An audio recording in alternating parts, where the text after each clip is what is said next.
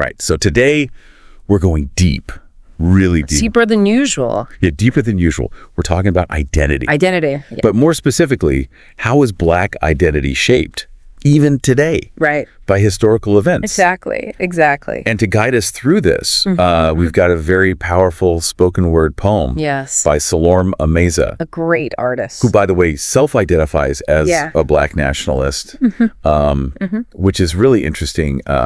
Yeah, absolutely. But so this poem isn't just like a history lesson. No. It's really a call to action. Very much so. You know what I mean? So how does something that happened Right. hundreds of years ago still affect us, Right.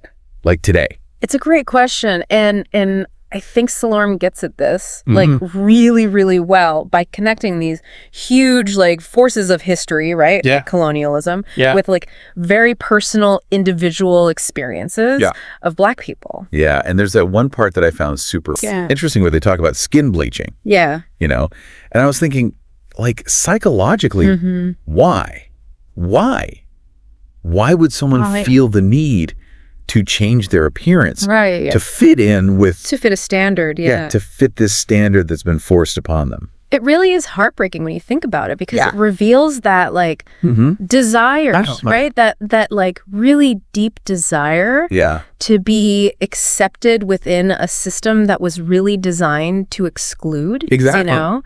And colonialism and especially like the transatlantic slave trade, it wasn't just about physical domination, right? It was about like dismantling cultures. Right. It was about imposing this hierarchy of beauty. Of beauty and worth. And worth, that really put whiteness at the top. Right. So when we see things like skin bleaching, it's like, is that a survival mechanism?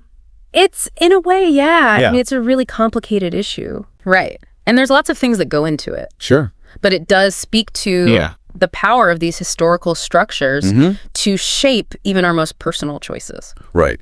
And, you know, 𝐂𝐚 is very upfront about being a leader in the Black nationalist movement. And for folks who maybe aren't as familiar with that, could you give us a little context? Yeah. So Black nationalism, broadly speaking, is a movement that emphasizes a few things. Okay. One is self-determination for Black people, cultural pride, and unity among people of African descent. And it often advocates for Black people to define their own destinies and resist assimilation. Resist being assimilated, into a dominant culture that has historically marginalized them. Okay, so that's where 𝐂𝐚's coming from. Yeah. So it's not just about recognizing the past. It's also about like reclaiming a heritage that's been stolen. Right. And I think that there's a line in the poem where 𝐂𝐚 talks about becoming gatekeepers of our narrative. And it's so powerful because it's like a direct response to centuries of having our stories told by others. Right? Like colonialism, it wasn't just about physical control. It was about controlling the narrative. It was about imposing this version of history that justified exploitation and erasure. It's really interesting how they use language too. Oh yeah. It's very so evocative. Evocative, yeah. There's a lot of energy. Like urgency. A sense of urgency, Yeah. 𝐂𝐚 uses words like weapons almost. Yeah, there's echoes of protest and resistance in every single line. No, they're not asking permission. Absolutely not. They're demanding recognition. Yes. Demanding that Black people be the authors of their own stories. Yeah, that's powerful stuff. It is. Really makes you think about how much work there still is to be done. Absolutely. To dismantle all this oppression. That's, you know, so ingrained. It's everywhere, right? Yeah. It's a reminder that history isn't just something we read about in textbooks, you know? Right. It lives within us and shapes our present. So what does it all mean?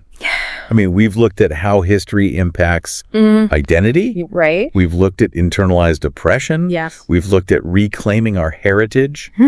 What do we want our listener to take away from this deep dive? Well, I think 𝐂𝐚's poem really is a call to action. It's a reminder that we all have a role to play in shaping a future where cultural identity is celebrated rather than suppressed. So I think the question to leave with is how can you contribute to that future? What steps can you take to challenge these harmful legacies and build a world where everyone feels empowered to embrace their true selves? I think that's a great place to end it. Yeah.